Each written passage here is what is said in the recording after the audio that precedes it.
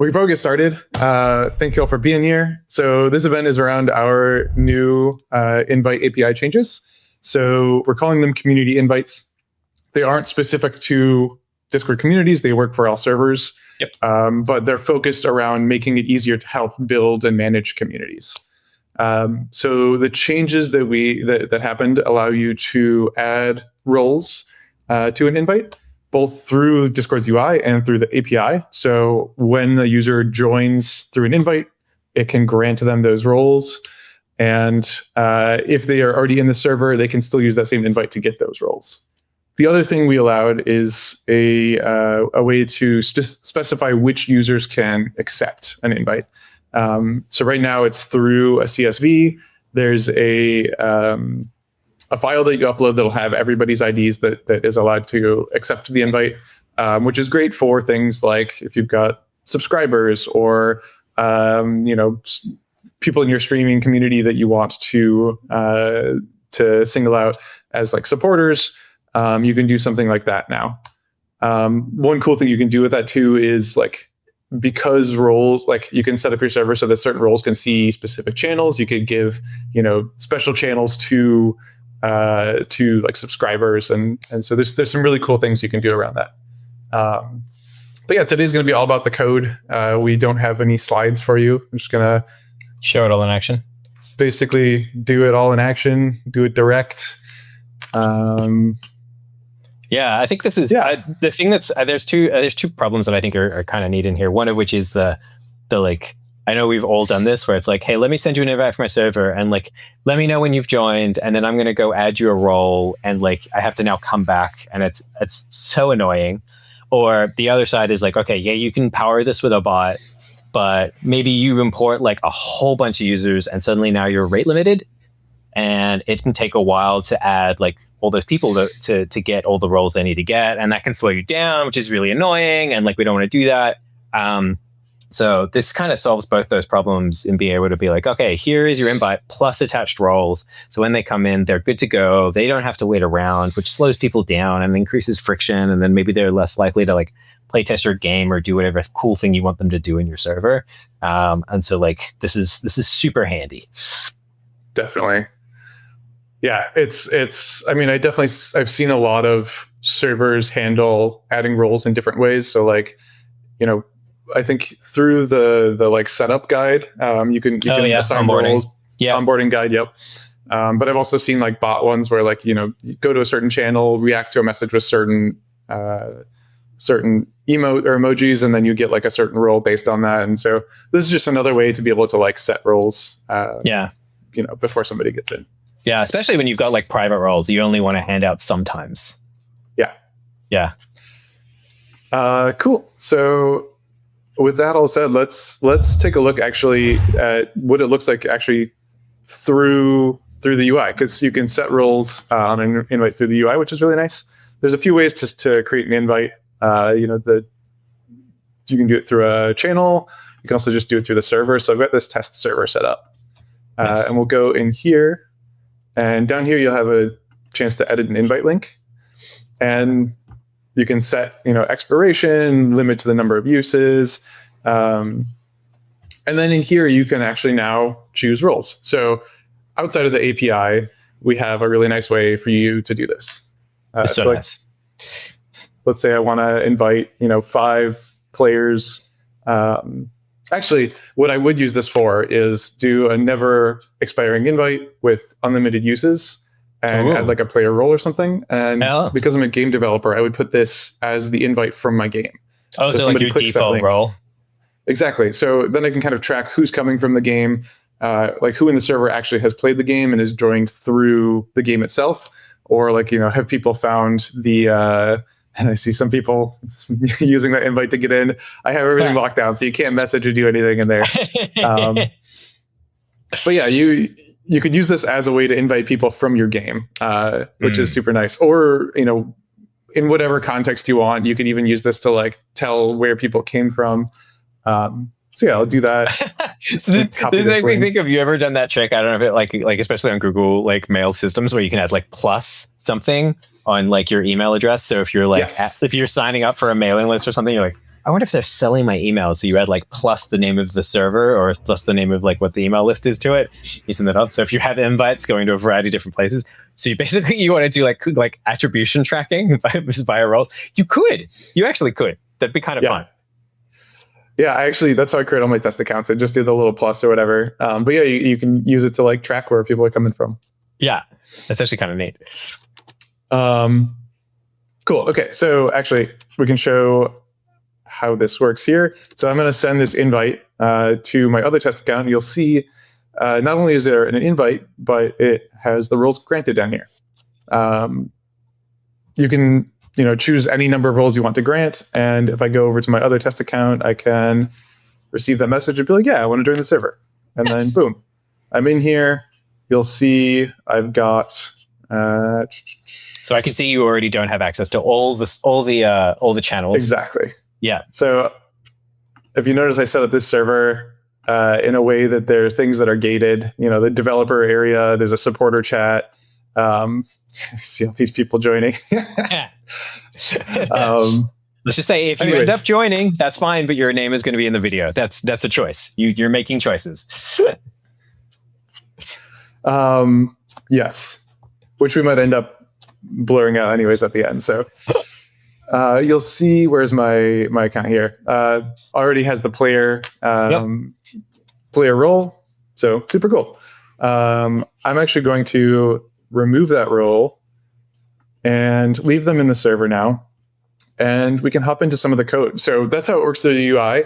As I mentioned, roles you can do through the UI, but targeting certain users is not. So we're going to come over to some code here. Excuse me, because I am not a JavaScript expert. You can code in other languages if you so desire. I just 100%. Exactly. But I have a little bit of rough JavaScript here. That's basically just like, here's the actual, same API call. This sends an invite to a specific. This is the invite API endpoint for channels, and we can specify the same stuff here. So what we're going to do is, not from here. We're going to do the same thing. I need the channel ID. Okay. And I need the player role the ID of the player role that I'm going to be sending. How do you get that? If you go into the server settings and roles, you can see all the roles here. Yep. And you just right-click copy role ID. As long as you have developer mode set up, you can do that. So with those two things, what's going to happen here, I have my bot token kind of hidden, as you can see. I don't want you stealing that. So you can join the server.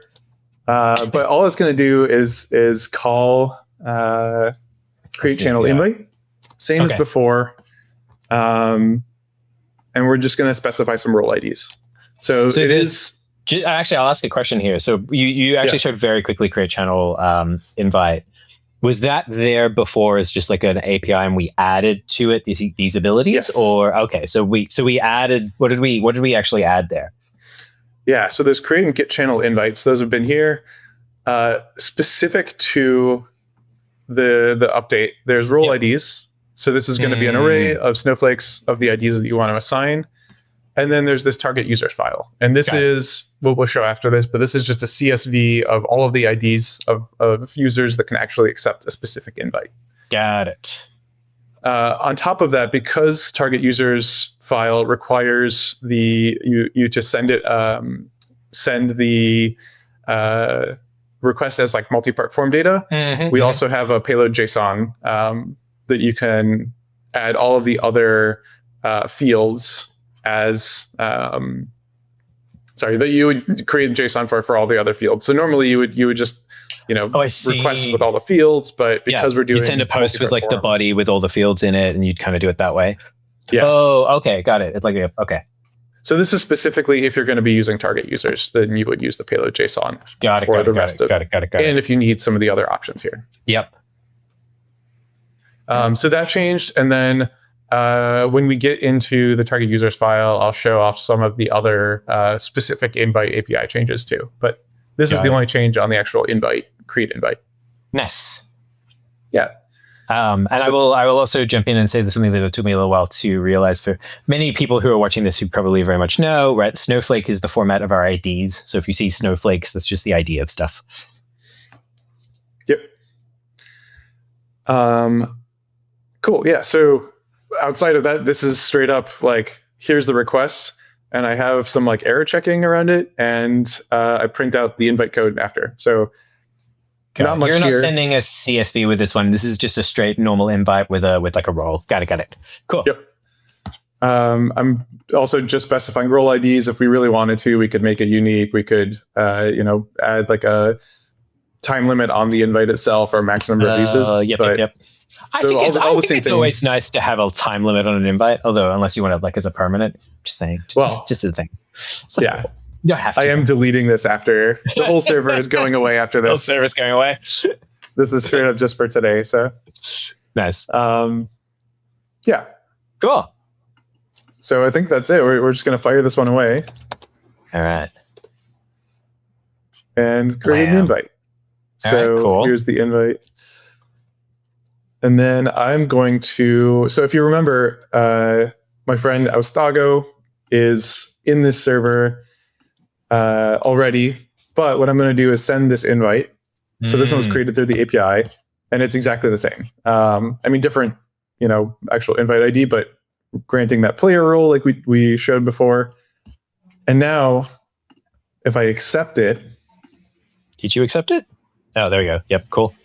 You'll see my friend has that player role. So this is just kind of showing that like, even if a player is already in your server, this is a great way to allow them to like accept a role. So you can even use this as like a way to give people roles. Like an opt-in kind of thing. Like, hey, here's the thing. Yeah. Rather than necessarily an auto ad. Yep. I love all these people joining. I don't know if you've noticed chat, but everyone's really appreciating the fact that I'm standing and you're sitting. I would show you my desk. It's kind of insane. The reason for that is because the cords going from my monitors to my desktop are not long enough for the standing desk to rise. It would actually rip them out. I like standing while doing kind of events and stuff. It makes me very happy. So I stand. I would love to actually at some point soon, I want to actually fix this whole cord mess, but I just kind of, yeah. That's fine. That's a different stream. That's a different live stream. Yep. Okay, cool. Also I want to say everybody that's joining and DMing my like test accounts and joining the server, please be respectful. Like we are going to go through and like, if anyone says anything crazy, we're going to scrub that from the final video. Please make it easy on us. Be respectful. I know these like invites are like open and you can kind of jump in here. Yes, would appreciate that. We would just love to show this off to you because it's super powerful. All right, so we saw how roles worked. Yep. Let's do target users. So we're going to create an invite that you all will not be able to use. Where's my code? Okay, so we're going to hop over to this. It's a bit more there. A little bit more. So basically the exact same thing. Here's the where we create the invite. The only thing that's different now is we're actually opening up this CSV file that's kind of blank right now. Yep. And then appending that as form data, and then using a multi-part form as the what do you call it? So you can do the file upload. Thank you. Yes. Yep. Exactly. Yep. And this is actually where you'll see in the body we're appending. Where is it? Okay, and then there's the payload JSON. Yeah, there's on line 14. Yeah, the roles. Yep. Yeah. So for this specific one, we're going to specify the users that will be able to join, and we're going to give them a special supporter role. So let me. Who are you going to invite? Yeah, just ignoring the DMs. Ignoring them. I'm going to leave this server. And I'm going to... all I hear is the Discord ping noises. So we already have... Actually, we're gonna choose a different channel ID for this one, but we're gonna go to the roles. I want the supporter ID. Got it. So I'm gonna copy this ID.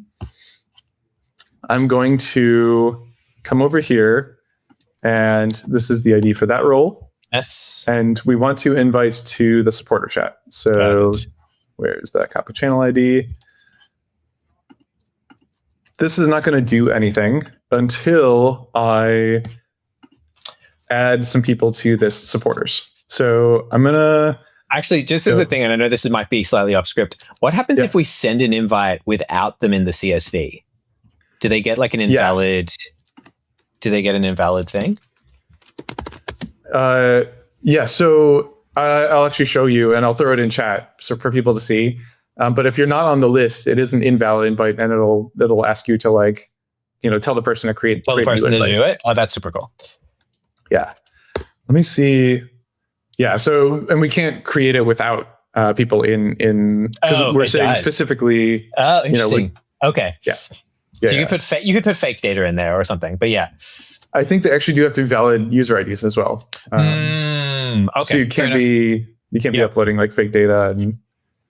But we are going to go to over here. We're going to copy my.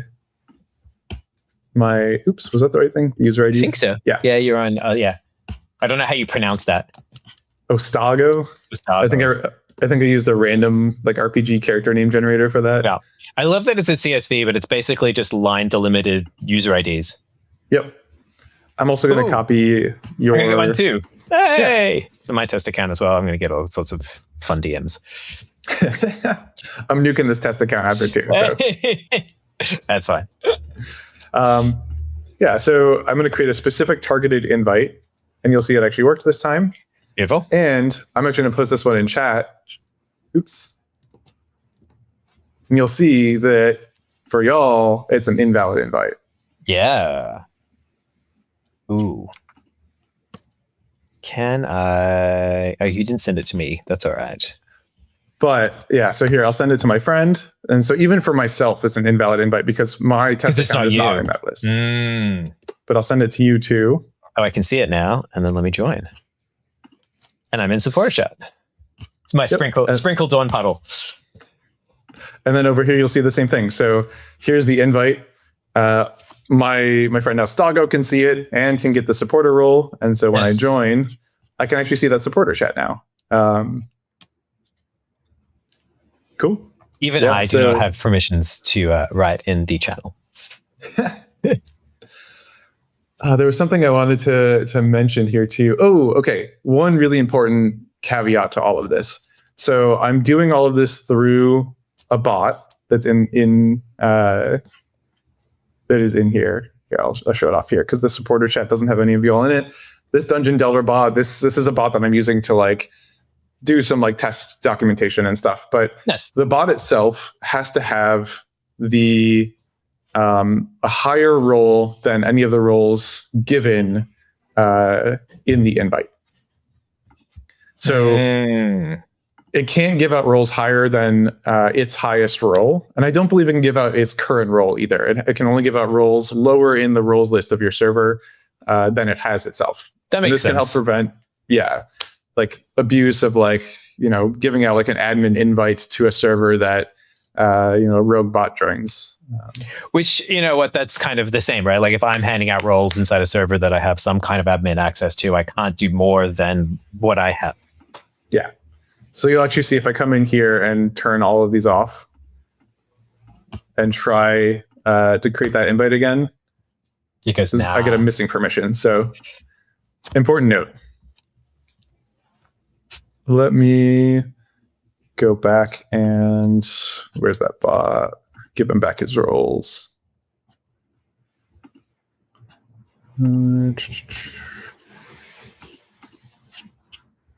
How do I have roles again? I don't remember how roles work. I thought I could just right click and do it. I was pretty sure. Here, let me go into the server settings. Oh, it's because I'm the wrong test account. Oh, you're the hardest part about doing all this. There we go. Is so many things. Mixing up the test accounts. There we go. There we go. Boom, boom, boom. We back. You have everything. Okay, cool. So that's how we do roles with targeted users. But let's say you have a never-ending invite that's specific to certain users that you want to be able to like see and update over time. You can actually use a couple new endpoints that we created, and they're on the invite specifically. So there's this get target users, and this one, given the invite code, will tell you who was on that invite in the CSV. It'll return it, I believe, as a CSV. It seems to be, yeah. Interesting format that choices were made. Yeah, so this is actually something we got a lot of feedback from y'all about making a version that is array-based. The reason it's CSV-based is because we were using it in a way where we were uploading a lot of users. And so CSV made a lot of sense. But I think there's a really, there's a big use case for just doing it as an array and not having to worry about multi-part form and all that. So we got that feedback from a lot of people. And I already, mentioned that to the team. Nice. And it's something we're like, we're talking about. Fairness. But in the meantime, get target users gets you that list of users as a CSV, and update target users actually lets you make changes to that user list. There's also, because it's a CSV, and as I was talking about it being like, used for large amounts of users, like let's say, thousands of users, there is this endpoint that I'm not going to show off that actually gets you the status of the job that's processing all of the user IDs in there. Got it. So, let's say you have like 100,000 users in that CSV file. We can't, parse that all right away. And you want to be able to tell when the invite is ready to send. You would use this endpoint to check if it was completed or failed and why. But because I'm only doing this with like 1 or 2 users, it's always going to be completed. So, yeah. Anyways, let's take a look at get target users. So all we need for this one is the invite code. And you'll see, I can just copy this invite code we used before. It's just the end bit. And really all it is the same thing. So it's just the request right here. All we need to know is the invite code, and we're going to get the list of users that we sent. So boom. Here's the 2 user IDs that are in the CSV. Nice. Yeah. And now let's say I wanted to change it. Let's say, month to month, actually, this doesn't quite make sense. Let's say I just want to like update it and make it so that only certain, a new set of certain users can accept this invite. Or you added someone you didn't mean to, and you're like, whoops, I didn't mean them to be there. Exactly. Yeah. We can use update target users. This is going to look very similar to create like the targeted invite. All it is we're going to use that same invite code, and we're going to pass in a new CSV, and it's just going to overwrite all of the users that can accept that invite. So let's say I come in here and let me delete Ostago, my person from here. Oh, you're leaving me on there. Right, thank you. Leaving my test account. I appreciate that. Only because we need at least one person in there. So cool. So now that invite's updated, and I believe if I actually came in here and looked at it, where is it? You refresh this. It's now invalid for me. What happens when you click the mention button? Yeah, you're like, hey, I want to bug you. What are you doing? Let me in. Love it. Let me in. Yeah. So Sick. Really, it's like, a small amount of changes to the API, a few additions, but pretty powerful in what you can accomplish with it, how you can use it. Nice. I'm using this actually in little side project that I'm working on from a game, exactly how I mentioned. Like I want, to be able to invite specific people and give them special roles from the game I'm making. You could use this to create like, class-based roles where the invite changes in the game based on what class they've chosen, or like Yeah, you could also do like special invites for Yep. specific users. Like let's say you've got a game using the social SDK, and you've got like, players have account linked. So you have their user ID, their Discord user ID. You can actually, like, let's say a player 100% their game and you want to give them a special like achievement role that gets them access to like a special here's a new channel. invite. Exactly. You could do something like that. And it's all automated too, which is kind of the coolest part. No, that's super neat. Yeah, it takes a lot of time and effort. Love it. Yes. So that's kind of the overview of all of these changes. Thank you all for joining. Please fill out the survey if you get the chance, and we will see you next time. Here we go. I found the GDC stuff. Fantastic. If you are going to be GDC, there's our landing page for it. So you can start to see some of the stuff that we're doing.